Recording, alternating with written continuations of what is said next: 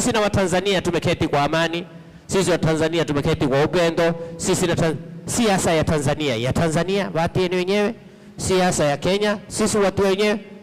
Watu hapa wakati wa siasa Kenya wengi ukimbia, wakati wa siasa Kenya wewe angaliani wa Kenya wengi uvuka boda wakaenda wapi? Wa Tanzania hawai huku. Wewe ushaona wakati wa siasa wa Tanzania kuja zao huku? Wenyewe siasa yao yenda wenyewe hiyo bardan wa salam. Lakini mambo tunayo sisi hapa. Watu wametiana marungu huko bara. Hata si mbali.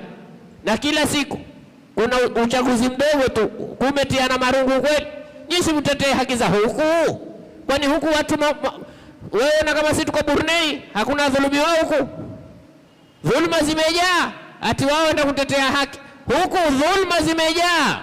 Mpaka kwenye maofisi yao dhulma zimejaa. Na tukae tuchambuane. Wewe ndio ukiwa kwenye nyumba ya zio usimrushie mwendani wako mawe.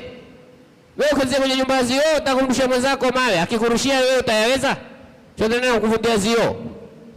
Kwa hiyo sisi twalani hichi kitendo cha kuja kuingilia uchaguzi wa watu na kuingilia sheria za watu na nchi za watu ati kwa madai ya haki za hawana haki yoyote.